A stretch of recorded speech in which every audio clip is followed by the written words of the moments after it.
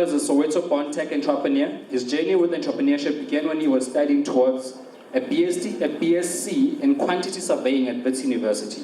He and his classmate created an e-learning platform using video tutorials. He has since gone on to explore and innovate widely in the tech space, focusing on using technology to solve society's problems. In 2013, he was chosen as having one of the 20 most innovative ideas in the world by Intel in Canada for his Trees Can Save Our Rhinos innovation.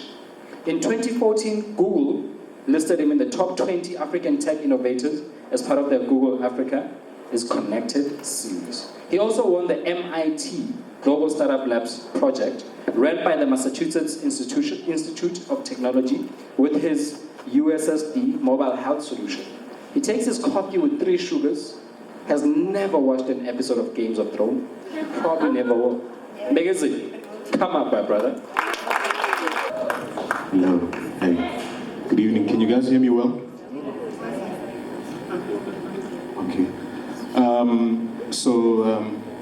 So Pax and Lebo came and asked me to speak a bit about the startup DNA and the difference between startup DNA and then SMME's DNA. So I want to first start with a question. I like starting presentations with a question. What does it take to form a successful startup? So the first most important thing to get a successful startup, in my opinion, is to get to market. So I've had about 10 conversations with people in the last maybe 5 months. And the most recent conversation was this week. Guy comes up to me, says he wants some advice. He's got this idea, he wants to get into this market, he wants to do this thing. So look, tell me about this thing. And he asks me, he says, do you know about, there's a new tech ecosystem being formed by IBM, I think, somewhere in Braamfontein. And he says, I want access to the people who work there, I need the legal team there. I said, why do you need a legal team? He says, because I want them to help me patent my thing, I want a trademark, I want NDAs, all of this stuff. I said, tell me, what is your thing? He says, look, I mean, I can't tell you yet. You know, I haven't, people want to steal. You know. And, you know, so many people who have these ideas and want to form these startups don't get to market. This is the most important thing. Get people you don't know to use your stuff. If it's a thing you make, get them to touch it, feel it. If it's an app, just get them to use it, right? So that's the most important, that's the first part, the startup DNA at the spine, at the core, get to market. Now, before you get to market, there's something you're gonna need to first do. And that is to form a team. So when I grew up, guys, when I was growing up, I used to watch the Power Rangers. I used to be a big fan. I would leave school 2 o'clock. I wouldn't hang out to play ball or whatever. Go straight home. And, you know, it was clear at like 3 o'clock. And, you know, when I was young, I used to know how to do those poses as well. Whatever. And, you know, there were those important episodes where the bad guy was so bad that Tony would come out. Remember Tony? The green Power Ranger? That's too. Wow. Power Rangers. Team. First most important thing for startup. It's important because you have to first understand yourself. I know myself. I'm an entrepreneur and I have the one character type of entrepreneurs. I'm a great starter, I'm a bad finisher. So the first 3-4 months when we're still dreaming this thing, we're putting in the strategy document, we're pitching, and we're celebrating the first deal, we're popping a champagne bottle. That's me. I have this effervescence, those first 3 months. But after that, the follow-through, the 9 months of going back and forth with the clients, iterating, etc., I struggle. So when I form a partnership with someone, I'm looking for a good finisher because I've got that first half, I've got that. And that's what I like about what you've just done here. You have to look at people and think about yourself. Are you a good starter or are you a good finisher? I don't think you can be both, but I wish I told you this presentation before so that you can have that in mind when you're speaking to these strangers. And a lot of us start our businesses with our friends, closest person. I say, don't do that. I say, be in environments like this, work with someone who's in a sector that you're interested in, like here, and make sure it's someone who complements your skill. All right, so when team is formed, you've got the right team now. A person who is, because I think every team must have 3 people. You've got to get someone who's doing the dreaming, you've got to get someone who's doing the selling, and you've got to get someone who's doing the doing, who does the actual thing. If you've got those 3 things, I think in a startup, you're going to be in a good position. Okay, you can go to the next one. So when you have these 3 things, and you've got this great team, and you've met some people in the room, and you've had a few meetings, and you've vetted and whatever, this is what I would suggest as a great innovation parameter list. These are my innovation parameters, especially for people who are in tech. I learned these from, Lebu mentioned it, something called the MIT Global Startup Labs. Quick background on that, it's when MIT, the Massachusetts Institute of Technology, #2 in the world, they come up and they choose about 30 people, and they let you form groups of 2 or 3. And then it's a 6-week intense process, and they teach you to stumble upon a great innovation. And I'll speak a little later about that. But the rules of the whole program are this. 1, no games. Don't make a game. So you'll see that I'm in the tech business, so my presentation will have a tech skew. Don't make a game. Everyone thinks if they're going to make a game, it's going to be like Flappy Bird. I don't know if you guys know the Flappy Bird story. Guy made a game called Flappy Bird. He put it on iStore, and in one day, it made $50 million. One day. Became so popular. A couple of days later, the guy took the game down, took it off iTunes. And the reason why he took it down, this guy lives in Vietnam, and he lives with his parents. And the night he found out his game made $50 million, all he did was take his family out for dinner. He didn't even tell them what really happened. He still lived with his parents. And the reason why he took the game down is because he started getting emails from mothers, parents in the States, in Europe, saying, your game is so addictive, I haven't spoken to my son in days, etc. The game is so addictive. And what he then did was, Flappy Bird is back, as far as I know on iStore, but what he's done is, there are little cool-off messages. So while you're playing, and you've been playing for 40 minutes, a message pops up and it says, go outside.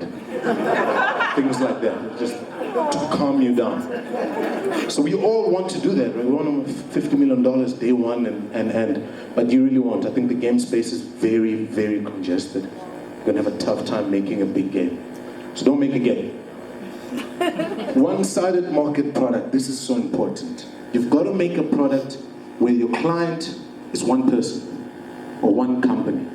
So you don't want to create companies like OLX, where people come onto your website, and because people are on your website, you sell advertising on that website because you've got 100,000 people seeing your website. You don't want to do that, because that's a two-sided market.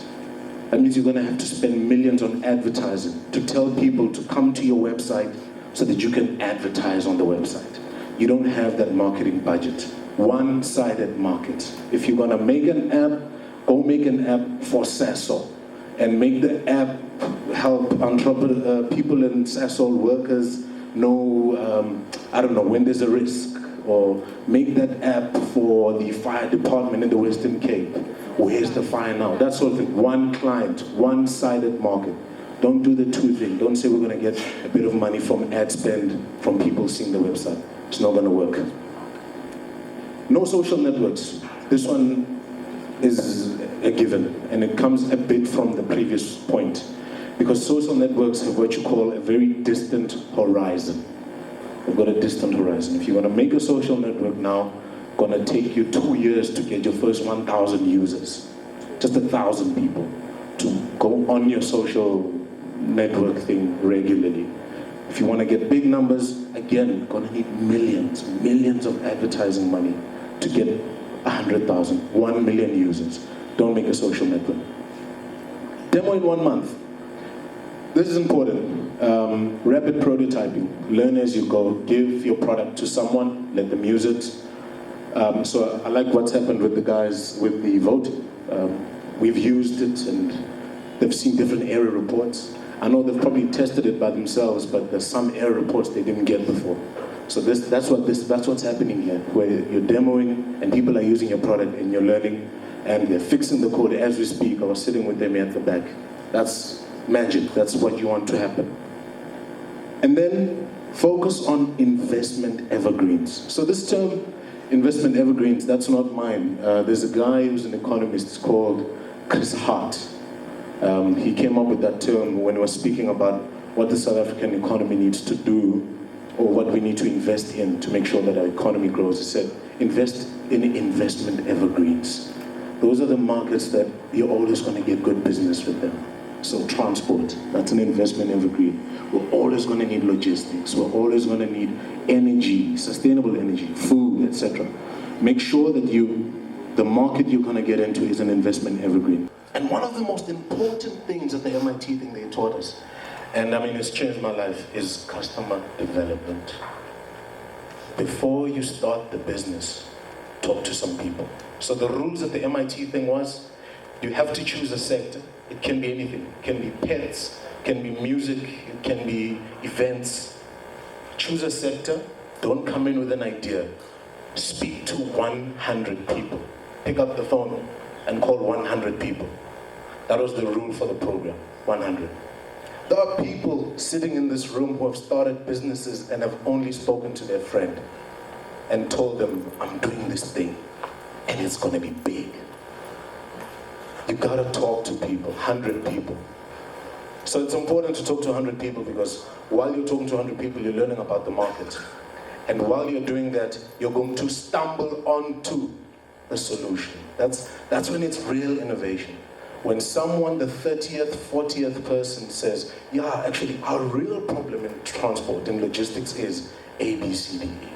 We all want to get into trucking. Trucking is big. Trucking is a lot of money. We understand it. You make 30,000 a load, take 10 trucks, that's 300,000 a day, whatever.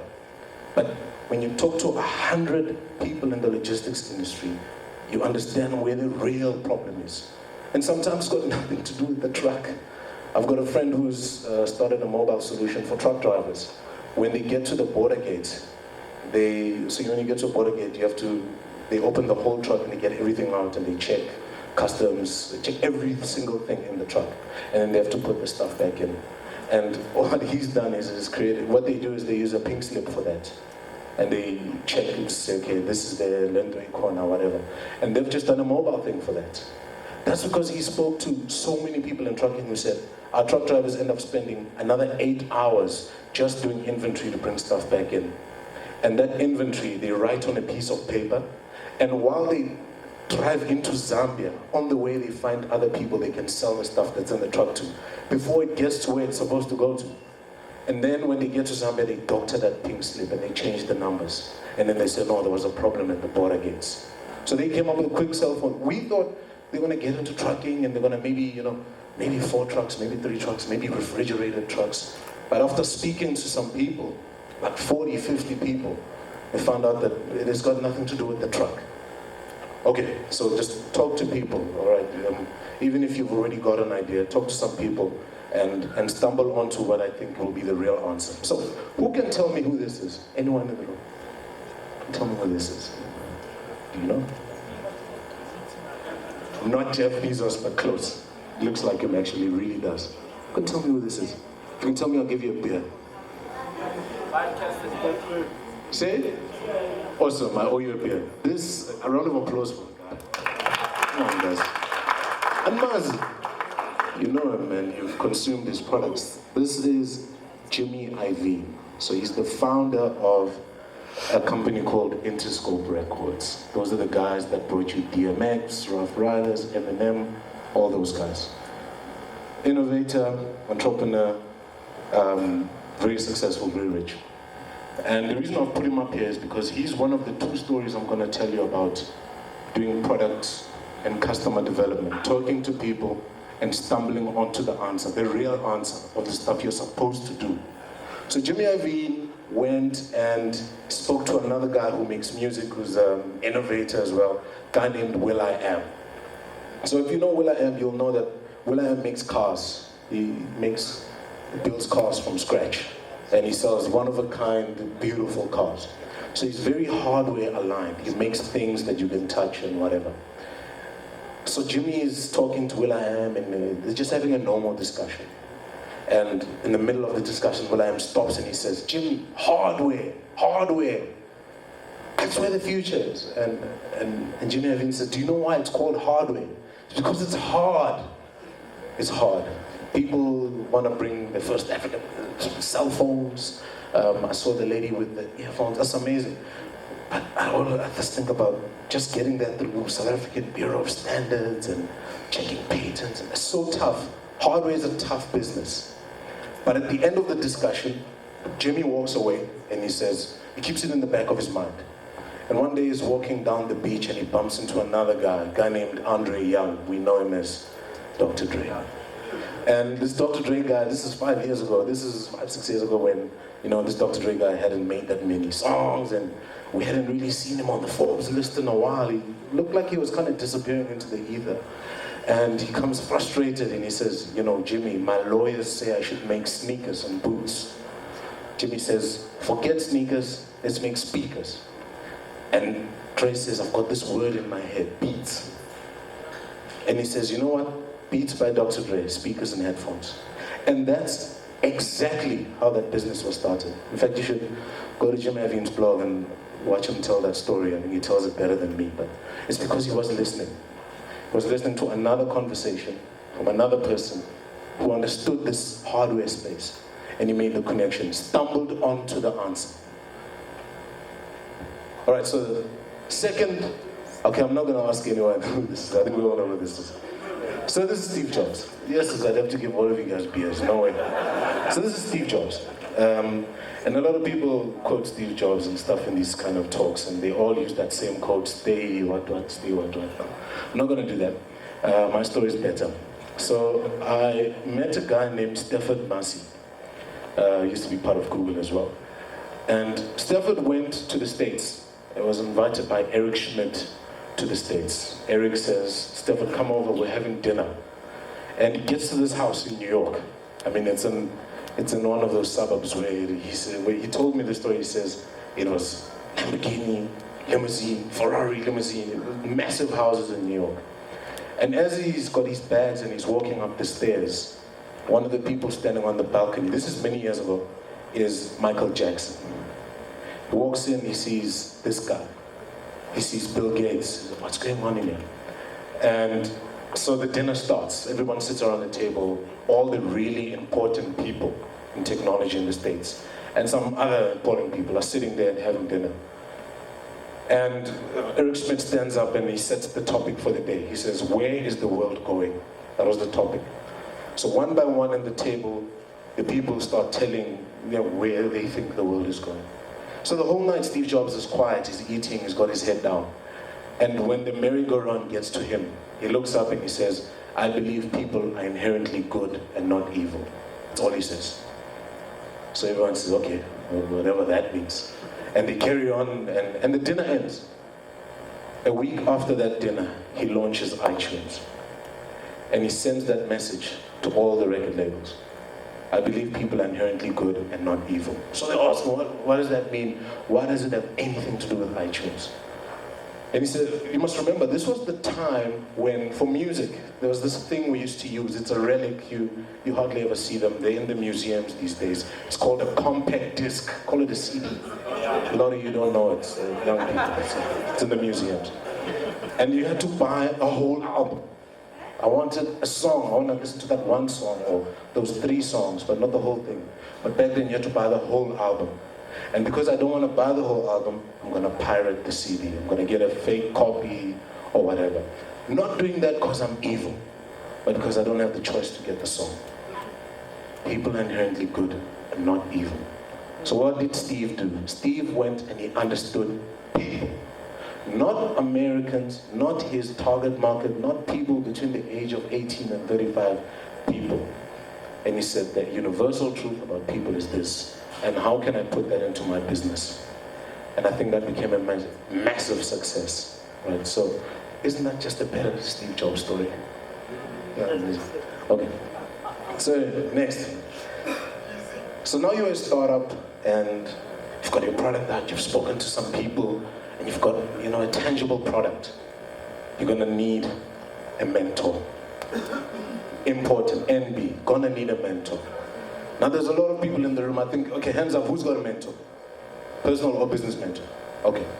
So there's a lot of people with mentors, business mentors, especially business mentors. And my entire perception of mentors has changed over the years. All the time. It's changed all the time because you get a mentor and you learn and you move on, whatever. But it wasn't till I listened to this guy. So I was watching an interview. This is actually a clip from the Made in America festival. This is another artist, guys, Kanye West, obviously. And he was being interviewed and they were asking him about a guy he had just signed. He had signed a few years ago, Big Sean. So it's another guy you guys know. So Big Sean is Kanye West's signee. They say, tell us about Big Sean. How did that whole thing happen? And Kanye West says something so profound. He says, there's a lot of the senior rappers who have a young guy who's coming up that they're mentoring and they give them advice and they talk to them, do this, here's how you're gonna get into the game, make a mixtape, all of this, hand it out for free, whatever. Kanye West says, when I looked at Sean, I gave him advice and I gave him a deal. And I said, all this stuff I just told you, here's a deal, do it, let's see. I gave him advice and I gave him a deal.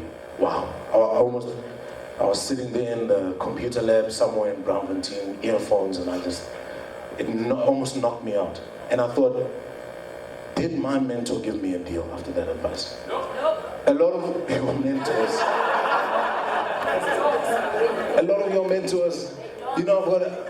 there are mentors here who say, your business has potential in Tanzania because this. And they don't even give you airtime to call someone in Tanzania. Airtime, not funding. You're a startup. When you're a startup, it means your business is in your laptop, in your bag. You don't have a business address. They're not even saying, come use my premises, my boardroom for meetings. Come use my landline to call people. Your post can come to my office. Your mentors, most of them aren't even doing that. I gave him advice and I gave him a deal. Oh, what's up? So think about that when you think about your mentors, guys. If your mentor isn't opening a door or cutting a check, wasting your time. Wasting your time. Okay. So, I've spoken about the backbone of the startup. Get to market. Now, what sits at the backbone of the SME, small, medium enterprise. You started trading, you have a few months, you've got a bit of a book on you, you've got a few clients, and you're paying your employees, etc. The most important thing suddenly is to scale. You gotta scale. You've proven that your product works for a specific market, a specific constituents. You've got to scale. And one of the problems with scaling is that when your business has been going on for 1-2 years and it starts to sometimes plateau and the clients you had dry up, they don't renew their contract or whatever, or maybe you moved into bigger offices or you lost a contract and you've got some salaries that you're still paying, can't afford to pay them anymore. So you start going for whatever project you can get. And this reminds me of a lovely story, the Heavy Chef story. So these two guys who have started a speaker series as well here in Joburg called Heavy Chef, and they had a business that was in the same kind of predicament. They had worked for a bit and they weren't getting that many clients anymore. So they went and pitched for a job that they don't usually do, outside of what they had perfected. So they go and they pitch to this guy who's this big boss who can change your life. And they say, look, we do this, we do this, we do this. And then the boss says, yeah, okay, I like that, but at the moment, we really need that and that. And they say, yeah, actually, we can also do that. Yeah, we can do that too, and that, and that, and that. And at the end of the pitch, the boss turns up and he says, sorry, Oaks, I'm not giving you the deal. Not gonna give you the deal. And they say, can you tell us why? And he said, Never trust the thin chef. Always trust the chef who eats his own food, a heavy chef. So someone who has done what they're selling to you. Never trust the thin chef. So don't walk into some business and say, yeah, you say we're making websites. And they say, actually we need an app. Yeah. Make that. Actually we need a social media, yeah. Whatever. So don't do that. Never trust the thin chef. Don't do that. And now when you're an SMME, you have to now differentiate yourself. You've got to stand out. The business has to have a cool factor. So this is the ex-Italian Prime Minister Silvio Berlusconi with the late Muammar Gaddafi. And you can just see the cool factor. Oh my God. What's that picture? Who's in there? Wow. Got all those colorful things. Look at that sexy bodyguard in the back there. You gotta differentiate yourself. So, how? I'm gonna give you two quick examples. The first is a guy named Koos Becker. So Koos Becker in the 70s qualifies to be a lawyer, South African guy. Qualifies to be a lawyer, and in the first month of being a lawyer, you're right, in the first month of being a lawyer, decides to leave South Africa. He sees sort of what was big in the States. Comes back, cable was kind of starting in the States back then. Comes back into South Africa, goes to GP here in town, buys a building and he puts these two aerials at the top of the building. And he starts a business called Mnet. And he gets to people and he says, I know you're watching TV, but take this box and you can watch a little more TV. People say, but I'm already watching TV. Why do I need to spend on this thing called a decoder? But then people do buy it. And they buy it and the decoder's in there. And then people say, look, how are you going to market? How are you going to differentiate your marketing strategy? How are you going to get more people? Now, giving stuff off for free wasn't that popular back then. It's popular now. You get a lot of stuff for free and that's how they hook you. But back then, that was totally new. And I like that he came up with this idea. He said, you know what? I let people watch my channel for free. And he came up with something called Open Time. You remember Open Time? Between 5 and 7. And you could watch Igoli. I used to watch it all the time. Igoli. And at 7, exactly at 7, it's knock off. No mistakes. Not even 5 more minutes, whatever. And I love that. Gave this stuff away for free, just a bit. Back then, totally new. Wow. He's giving it away for free. And then you turn that little Mnet business into, multi-choice DSTV, blah, blah, blah. And we know how that story ends. So that's the first example, right? How to differentiate yourself. If you want to scale, he said, I'm going to give it away for free. Back then, wasn't that popular in South Africa. So, icon, pioneer, big fan of that guy. Second example is a story I found out about this week. Very exciting. So there's a business called Pornhub, P-O-R-N, pornography, Pornhub. Everyone in the audience knows who those people are. Everyone knows. Everyone. You too, sir. And you too. And you too. You've consumed their content in the last 24 hours. Sure. Pornhub. So Pornhub did something so special. Pornhub has just decided to finance a company that is in wearables. So we all know wearables. It's a band that can count how many footsteps you have. You wear it around your wrist. Counts your footsteps per day. It counts your heart rate, blood pressure. What this wearable company just did is, because usually you jog and it counts how many steps you've jogged or whatever. This wearable company has now taken the kinetic energy of pleasuring yourself, and when you do that, it charges your cell phone. Wow. Why didn't I think of that? And this changes. This is a big disruptor, guys. For most of you here, first time you hear it.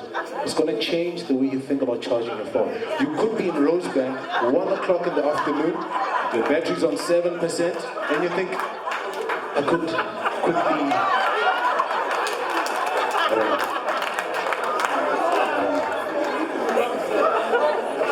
out of that bathroom, you're on 20%.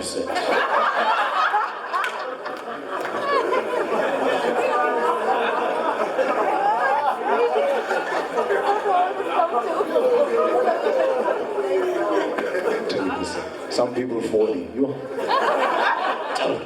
10 minutes even. So it's a great differentiator, isn't it? When you just come back to being serious for a second. These wearable companies are just giving you a band that tracks how far you've gone. And it's still the same motion. When you're jogging, it's the same sort of kinetic, but they've just decided just to add an X factor to it. And that guarantees that they can possibly scale. That's an X factor. You got to think about that, especially when you have your own business and you've been running it for 2-3 years. You got to think about that. Okay, so another business, one of my favorite businesses, I've become very emotional about this one, it's the last one, about scale. When you speak to people first and understand what people want and you deliver, and people take your product so much and they love it so much, it grows. Unbelievable growth. Capitec Bank. So Capitec Bank started by a guy named Yanni Moton, and he started by buying up a bunch of microlenders, small microlending business. And he turned it into one microlender and then turned it into a bank, and it is what it is today. 10 years ago, about 10 years ago, Capitec was trading at 2 Rand a share.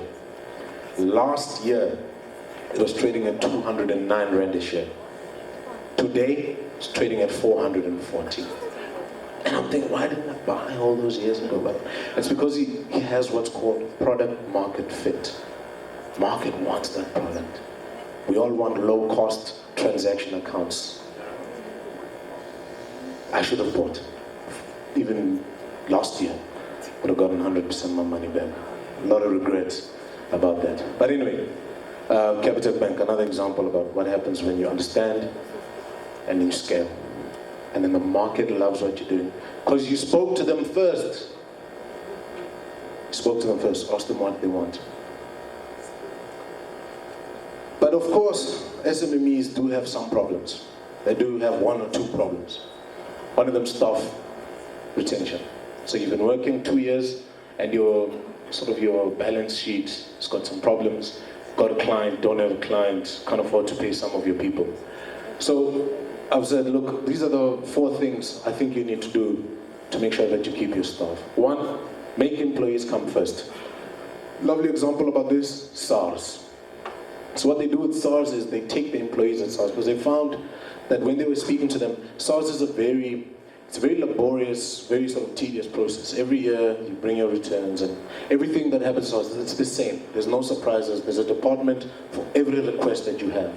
And they found that the staff wasn't feeling sort of invigorated to do their job anymore. So they took these people at SARS and they started taking them to the schools and the clinics and the outreach programs, everywhere where your tax money goes, to say, all this money that you're collecting, this is what it's doing. It's helping kids get through school, it's helping pensioners, etc. Right? They put the employees first. They showed them that this is why we do this. And that really energized the SARS staff. I think that's a great idea. Also, hire for attitude over technical skills. This is nice, especially when you want to bring a new energy into your business. If you're finding yourself stagnant a bit, you want to do that. Also because there aren't a lot of skills here. We've got a lot of people who, some started, didn't finish school, some just finished school, did a BCom but hasn't worked in the industry yet, so doesn't really have the technical skills but has the drive. You want someone who brings drive to your business, important. Make new employees feel like they fit in. Lovely example of this, there's a business that is based in Mill Park, 44 Stanley, and what they do is every time a new employee comes, they have a little tea party. They buy cake, coffee, tea, and they have a small little gathering just to say, hey, welcome to the team. Instead of just, a lot of the time you come into an organization and you need to have a name tag, no one can remember your name and you're walking around, because what's nice about doing that is you're making sure a person is effective from day 1, or at least week 1. And they're not saying, I'm still sort of finding my way, I'm still learning how people work. You don't want that. You want them effective from the word go. And finally, always communicate the big picture. This is important for people who are hard to manage. A lot of people here are self-starters, entrepreneurs, so you suck at being managed. Your bosses hate you. You don't listen, you want to do things your own way. And the best way to manage a person who's like that, communicate the big picture. Let them know why we're doing all of this right up front, so that they don't have to ask you the question all the time. And they don't have to say, no, why am I doing this? Now, why am I doing that? Let them know what the big picture is up front. And obviously the last one, I didn't add it here, free beer on Fridays. And the last and most important one, guys, this is the last slide. I know all of you guys look so bored, oh my God. Should give up now, should just stop. This is the last one. This is a scene from, so I love martial arts movies as well, love them. And this is a scene from Kill Bill. And this is when Beatrix gets taught by Pai Mei, guy with the beard, and teaching her and stuff. And this is, it's just to let you guys know that you have to invest in your staff. You gotta invest in training your people. And the reason why, it reminds me of the old conversation between the CFO and the CEO. CFO says, and this is the closing quote, CFO says, what if we invest in developing our people and they leave? And the CEO answers, what if we don't invest in them and they stay? And with that, guys, thank you so much. That's been awesome.